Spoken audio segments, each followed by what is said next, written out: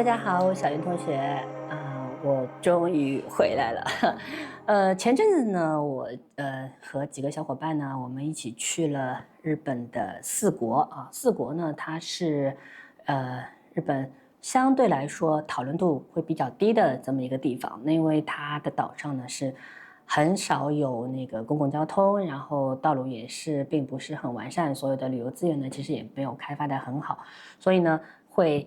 让大家以为这个地方其实是没有什么可以聊的。然后呢，我就想，整个日本基本上我能够跑了一个遍，为什么我四国去不了啊？当然，作为游客来说呢，我是没有办法在那边自驾的，所以我在那边找了当地的这个小伙伴呢，请他开了辆车陪着我呢，我们把四国几个主要的这个地方呢去逛了一下。整个四国呢，它是一个非常独立的一个小岛。那么这个岛呢，它其实是由4个县来组成的。那我们在岛上呢，花了1个星期的时间呢，我们做了一次穿越。通过这样次这个旅行的话呢，我们对四国这个地方呢有所基本的这个了解。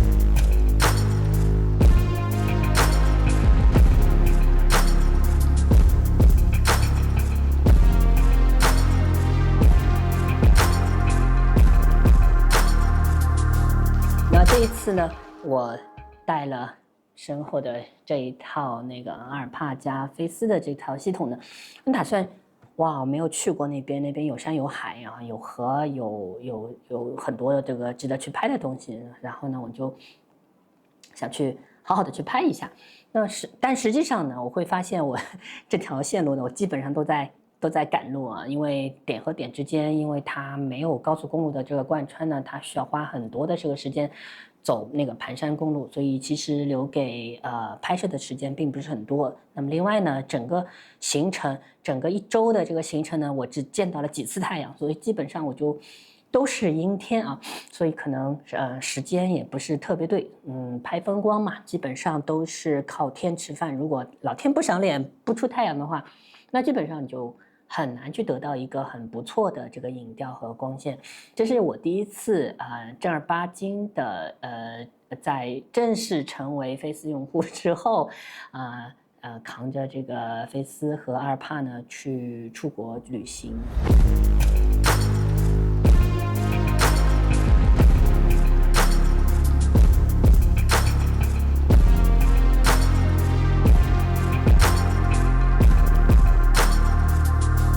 那这次呢，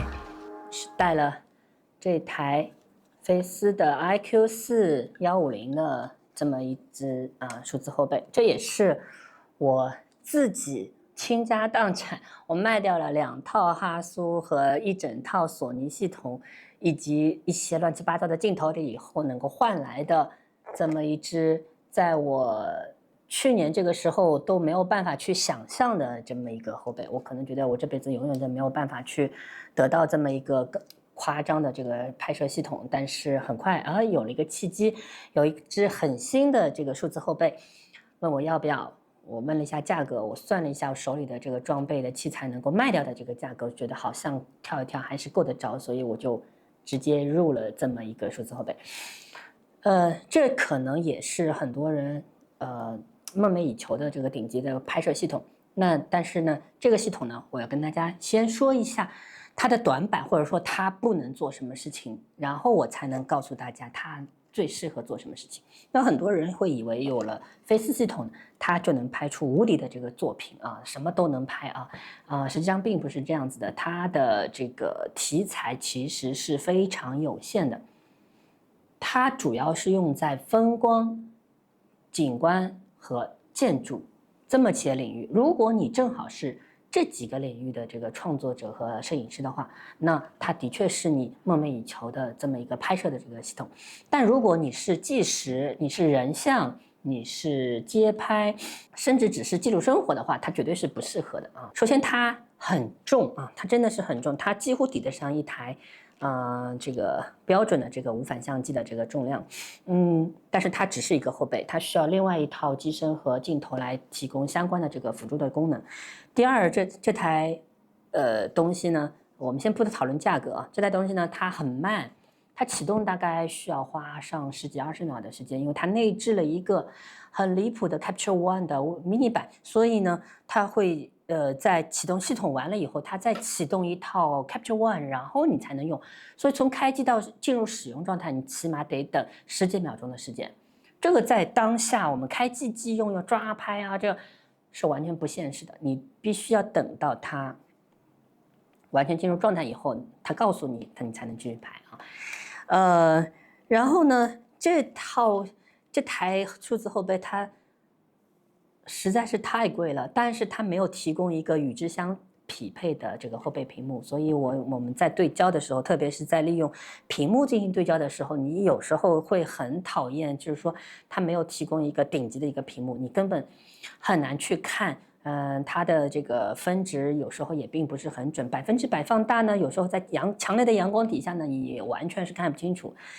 最后呢，它的这个测光其实也是很不对头啊！你以为你放在当中的时候就曝光之准，绝对不是。在我这台这个后背上面，它必须要欠大概1档左右的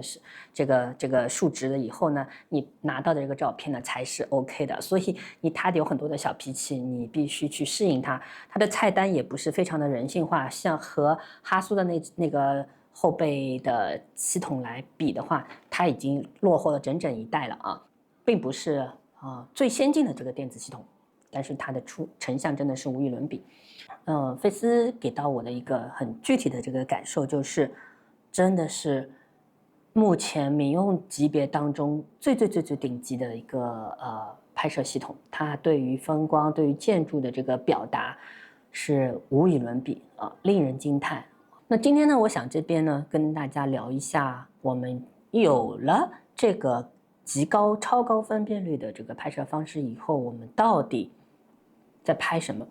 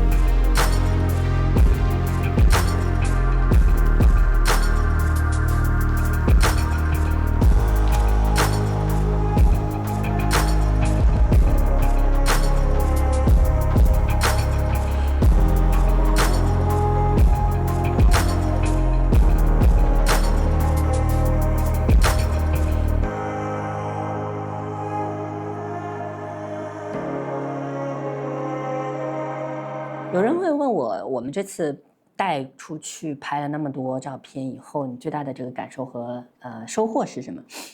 我的想法就并不是在于菲斯的这个后背上的这个使用体验，而我们这次我在路上，我无意当中拍到的一张照片，成为我整个旅行当中的一个最亮点的一个亮点。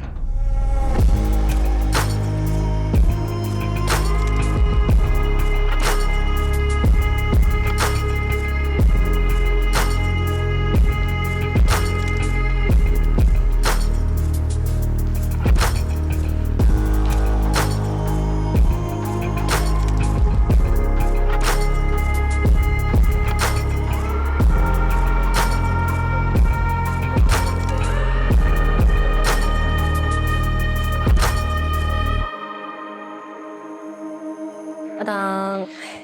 那就是这张照片啊，我把它做出来了。对，也是按照上一次的40×50的这个比例，然后我就做了一张。这是一张森林的这个照片，我是在我们是在4国的这个中部人店川的这个源头的那个附近呢，有一个半山腰的停车场。我们在停车休息的时候呢，我突然被这片半山腰的这个林子所吸引，所以呢，我是决定专门拍了一张。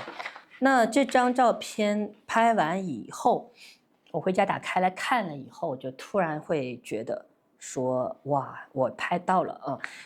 我给所有的小伙伴去看的时候，他们都会说哇，简直就是身临其境的一种沉浸感，一种透彻心脾的这种感觉，我觉得非常的漂亮，因为它这里面有大量的细节在里面。因为有大量的这个细节，然后我找火星马戏团商量，我把这张照片做了一个放大，然后又做了一个更大的这个作品。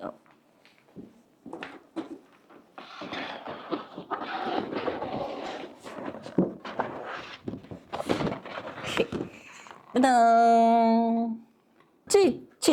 这张呢是我做过最大的一张，它的尺幅呢是1米乘0.8米，它几乎是这张小的这个作品的4倍啊，所以呢，我就可以在这个更近的距离呢看到更多的这个细节啊，这些细节呢会让我们有一种非常沉浸的这种感受啊。那我们一直说啊，这个好的这个作品，特别是这种超高像素的这个作品呢，一定你是要做一个输出出来。你做了一个输出，拿在手里，贴在墙上，你仔细去端详的时候，你才会有这种感受，就是我这个1.5亿像素的这个后背真的是值这个价格，或者说是值得的，因为它完全是可以完全的放大到很大的一个场景，然后可以清晰的让你看到每一片叶子和每一根树枝的。那么我们用这么一个设备，我们拍到了一个巨大无比的尺幅充满细节的这个场景，它意味着什么？或者说我们用一个超高分辨率的相机，我们去得到了一个非常不一样的这个视觉体验的这个事情，意味着什么呢？到底我用它拍什么东西才是比较合适的？那很显然，我拿它去拍日常，去拍街头，去拍你平时用135相机去拍的那些东西，那肯定是不对的。重点是在于它对场景细节的无比优异的还原能力。这个还原能力是在于我们在强调这些细节的时候所需要具备的。也就是说，当我需要把一张照片放得很大，扒开来看，然后里面有巨大的信息量，有超高的信息密度的时候，我用这台设备才是有价值和有意义的。这是我现在的这个想法和体会啊。当然，你可以去拍一片沙滩，拍一片海都没有问题，它有很好的一个影像影调。但是那种场景，你用1个亿像素、6000万、5000万像素、3000、4000万像素，你在做标准输出的时候，甚至你只是在手机和屏幕上看的时候，已经绰绰有余了，已经是足够的了。所以再高的像素的，它的多出来的这些像素的这个意义，5000万和1亿5000万，它差了整整1亿像素，那么它的这些价值和意义在哪里呢？价值和意义就在于它对细节的这个刻画和描述能力。这个逻辑就相当于我们在拍胶卷的时候，我用那个徕卡的135的这个小机器能够去拍到的场景，我一样用810也能拍到，但是之间差距的巨大的东西，它差别在哪里？就是对细节的无比真实和无比逼近细节的这个刻画能力啊，这个才是小相机无法做到的地方。这也是这台昂贵的这个数字后背它所真正擅长和真正发挥优势和能力的这个地方。超高像素的这个视觉体验，这个必须是在巨大的这个尺幅下才能被完整的震撼的这个体验到。那么这张照片呢，其实对我有另外一种启示和启发，就是除了我去年在东京拍到的巨大尺幅的城市的景象的这个刻画和描述之外，那么其实还是有另外一个领域等着我去描述，就是自然。我说的并不是风光 ，OK， 我说的并不是风光。你看这并不是一张标准的好看的那个风光的作品，但是它很打动我，在于它无数的这个自然形成的那种细节。这种细节提示着我说，原来起码在森林这个题材领域，它是值得去探索，因为它有大量的这个细节。由此呢，我想到了我曾经看到的这本书，这本呢，就是最著名的拍森林的这个当代艺术摄影的这个作品集，它是托马斯·斯特鲁斯的New Pictures from Paradise。来自天堂的新照片。它里面是斯特鲁斯在过去20多年里面拍到的所有的那些古老的这个森林和当地的文化的一种结合，比如说日本的乌鸠岛啊，中国的云南呐，巴西的亚马逊啊，德国的黑森林啊，等等世界各地知名的古老的这个森林，以此来探究人类和自然、人类和环境的这个关系，以及它是如何通过视觉来映射到我们内心，然后来寻找一片属于自己的这个新的这个天堂。所以对于我来说，这个森林这个主题，或者说自然这个主题，我们如何用超高分辨率的相机去还原和去描述我想看到或者我想表达的这个森林的这个题材，或者说自然这个题材，其实也是非常有意思的一个话题。这也是我这一次旅行在4国得到的一个非常有价值的一个启发和想法。这张作品作为我下一阶段这个探索这个超高分辨率、超视觉的这个手法来表达人和自然、人和城市、城市和自然之间的彼此之间的关系的话呢，我觉得这是再恰当不过了。由此，我为我的这台昂贵的数字后背找到了一个非常合适的一个拍摄的这个起点和拍摄的一个方向。我在上一次苏格兰的回来的那个回顾片里面呢，我也跟大家分享过我关于风光摄影的一些基本的这个看法。我并不满足于或并不谋求于普通的糖水风光的这个影像，我希望能够在风光里面得到我自己的一些想法，来关照和印证我自己对于自然、对于城市和对于自我的一种探索的方法。当然，现在这个作品已经是我觉得是一个很好的一个开端了，有这一个很好开端，我就有非常大的信心把这条路继续走下去。So 这个呢，就是我今天跟大家想分享的，这次我在日本4国得到的一个最好的一个收获和启示，并不是大量的美图，并不是大量的这个优秀的这个风光的这个作品，而是在风光以及超视觉这个领域，我应该能够得到怎样的新的这个探索的题材和发现。每次有这么样新的发现都是非常开心，所以做一期视频跟大家做一个分享希望能够更快的给到大家新的这个作品。好，今天的分享就到这里，好，下次再见，拜拜。